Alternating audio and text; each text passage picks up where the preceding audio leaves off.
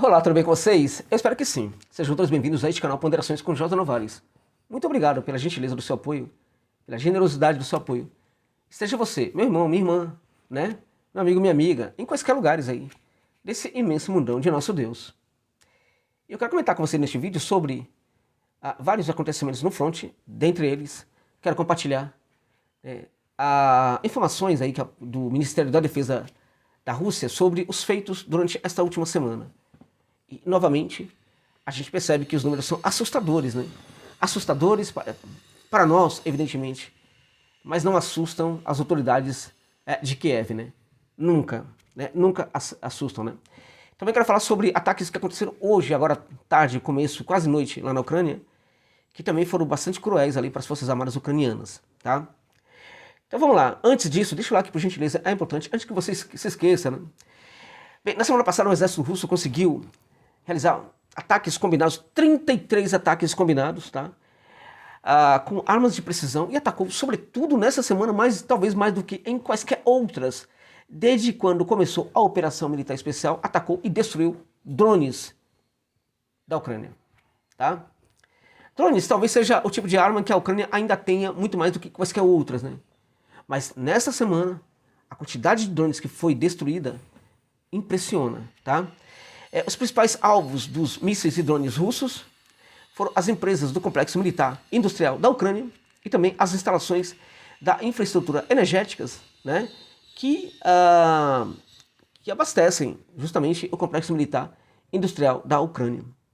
Dentre os mísseis, o míssil que fez a festa foi o Iskander, né? Foi jogado aos montes em vários alvos militares da Ucrânia, em várias empresas do complexo industrial militar ucraniano e destruíram tudo que encontraram pela frente. Foi um negócio assim impressionante como a Rússia tem utilizado, e é incrível como o Iskander está cada vez mais certeiro. Ele não falha nunca, o tal do míssil Iskander das Forças Armadas da Rússia, tá?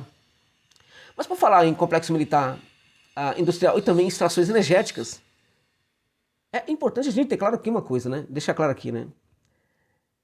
A OTAN, a UE, estão um pouco se linchando para a OTAN, para os países da OTAN e para os países da UE, né? A Ucrânia sempre vem em primeiro lugar. A Ucrânia está impedindo o trânsito de gás e petróleo russo para a Eslováquia e para a Hungria. Eslováquia e Hungria pediram a intermediação, né, da UE, pediram socorro à UE, pediram que a UE fizesse alguma coisa. A UE deu uma declaração falando que a Ucrânia está com a razão, está tudo bem. A Ucrânia faz absolutamente o que quer. A Hungria, em especial, bem mais do que a Eslováquia, está à beira de uma catástrofe energética, gente.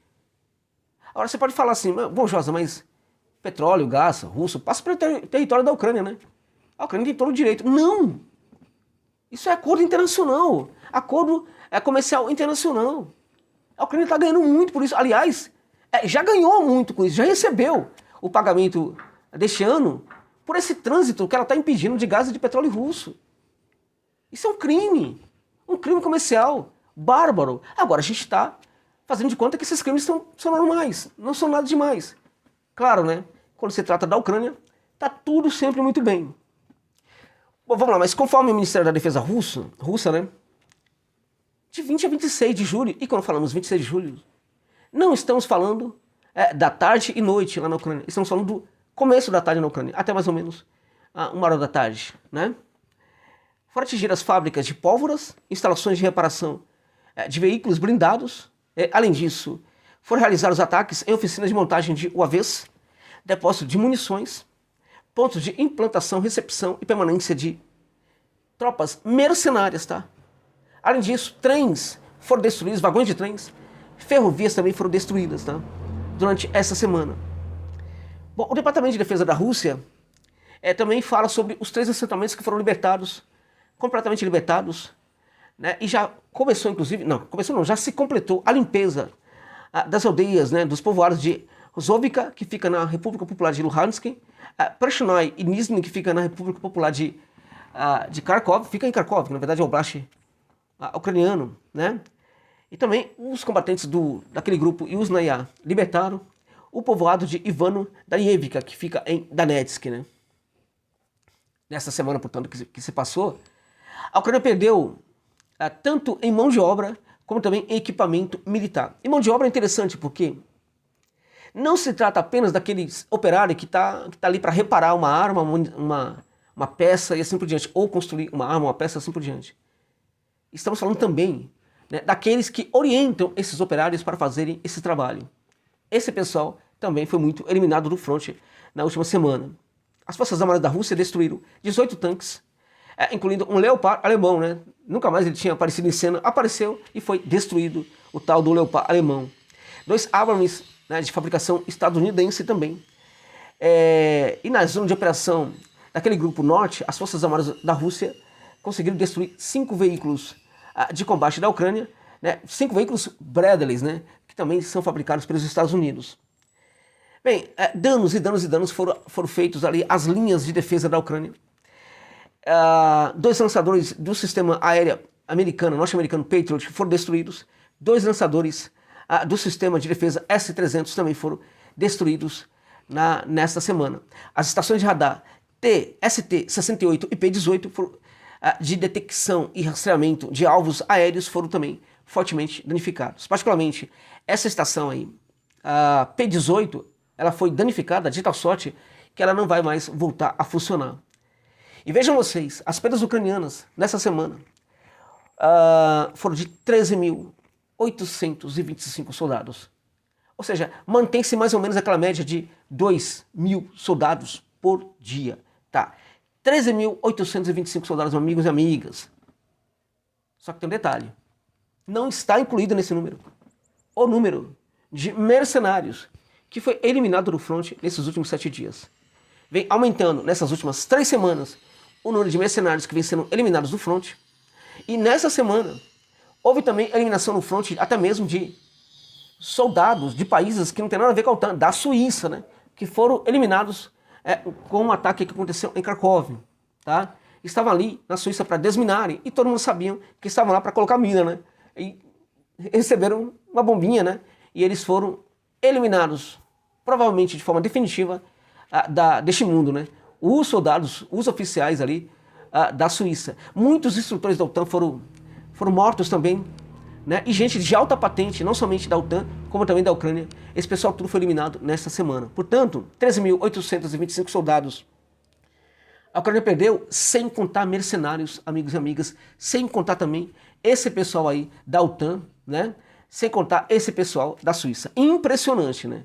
Então, percebe que cada vez mais a Ucrânia está sendo derrotada, mas também os seus amiguinhos da OTAN também estão sendo derrotados pelas Forças Armadas da Rússia, tá? Ok, hoje, à tarde, lá na Ucrânia, mais ataques. A Rússia conseguiu realizar um ataque de precisão ao depósito de armas das Forças Armadas da Ucrânia que fica em Kramatorsk, tá? Qual míssil que chegou lá em Kramatorsk, nessa fábrica aí, gente, tá? Depósito, na verdade, de armas e munições das Forças Armadas da Ucrânia em Kramatorsk. Iskander que tá fazendo a festa, né? Então a Rússia conseguiu atingir, portanto, um depósito de mísseis e armas de artilharia, né, da 56ª Brigada de Infantaria Motorizada separada das Forças Armadas da Ucrânia, né, nessa região ali de Kramatorsk, tá? O Departamento de Defesa enfatizou que um local de armazenamento oculto que ninguém sabia, e que se ninguém sabia, como é que a Rússia destruiu? Destruiu porque os partisãs entregaram essa informação, tá? Um local de armazenamento oculto de armas de artilharia e veículos blindados, onde, né, no qual, né, dentre outras coisas, estavam armazenados mísseis de longo alcance, né? Este local foi destruído também. E como resultado desse ataque, as Forças Armadas da Ucrânia perderam um lançador do sistema de lançamento múltiplo de foguetes HIMARS, né, 5 unidades grade MLRS, 5 tanques e até 10 veículos blindados de combate. Bom, a Ucrânia relatou, né, assumiu que de fato aconteceram essas explosões em Kramatorsk e também em Zaporizhia. A Ucrânia fala também em ataques que aconteceram em outros locais, né? Em Kramatorsk, a Ucrânia fala também que um longo incêndio, né, de muitas horas, né, que ocupou ali, muitas horas da noite ali, dessa tarde ali, em Kramatorsk, que tomou conta ali do céu dessa cidade. Então, o Departamento de Defesa ucraniana reconheceu esses ataques aí da Rússia que foram muito exitosos, tá? Então, é muita informação interessante, né, para as Forças Armadas da Rússia. E isso mostra que a OTAN segue levando uma surra lá na Ucrânia, né, completamente. Né. A 47ª Brigada de Elite das Forças Armadas da Ucrânia, gente, não é mais capaz de lutar, segundo a Forbes, tá? Essa informação é muito interessante, tá? Esta 47ª a Brigada de Elite das Forças Armadas da Ucrânia foi treinada pela OTAN. O treinamento para essa 47ª Brigada foi feito pela OTAN. Ela não é mais capaz de combater o exército russo, segundo relata a Forbes, né? Segundo essa publicação, o motivo está nas baixas, né? No número assustador de baixas e também no número de equipamentos militares que foram destruídos, sobretudo na aldeia de Progress, quando a Rússia lutava para conquistar Progress, né? Lá nesse local, as tropas armadas da Ucrânia sofreram uma derrota absurda, completa. Isso segundo a Forbes, tá? Depois disso, o comandante do batalhão da Brigada Mecanizada, separada das Forças Armadas da Ucrânia, né, Alexander Shirkin, criticou duramente as decisões do Comando Superior ucraniano, né? Porque, segundo ele, essas perdas todas, e também não somente de efetivo, mas de materiais também, aconteceu porque as Forças Armadas da Ucrânia não se retiraram de Progress. Ele achava que esta era uma batalha perdida e era necessário, era importante que as Forças Armadas da Ucrânia não batalhassem por essa cidade de Progress, né? Mais uma vez, a gente percebe que o comando militar ucraniano e também o comando político em Kiev não estão nem aí para os ucranianos. Quando eles insistem, né? Eles cismam, né? Que aquele local tem que ter combate, mesmo que a situação seja desfavorável para a Ucrânia, eles vão até o fim, eliminando a vida, né, de soldados. Eles não estão nem um pouco preocupados com os soldados ucranianos, né? Esse comandante, ele relata aqui que o melhor a se fazer era deixar Progress. Não havia sentido continuar lutando em virtude da correlação de forças. E o que eu estou falando para vocês aqui, vocês vão encontrar também na própria publicação da Forbes, né, que está falando isso daí, né? Ele falou, por exemplo, que nessa região aí, por exemplo, de Progress, houve muitas falhas dentre as unidades também. Ele considerou completamente equivocada que o comando continuasse a obrigar essa brigada, né, a 47ª Brigada, a se confrontar com os russos nessa região e assim por diante, tá? Ele fala que as coisas estão complicadas para as Forças Armadas da Ucrânia, né? Ele relata isso, você vai encontrar isso, como eu disse, na Forbes, e a situação de fato tá muito difícil mesmo. Agora, essa situação aí, da 47ª Brigada das tropas de elite das Forças Armadas da Ucrânia, né, que foi destruída, completamente destruída aí, sobretudo na defesa de Progress, né, isso mostra de novo, né, que a Ucrânia não está nem um pouco preocupada com os ucranianos. Para a Ucrânia, assim como é para a OTAN, vai ser até o último ucraniano. Meus amigos e minhas amigas, é isso.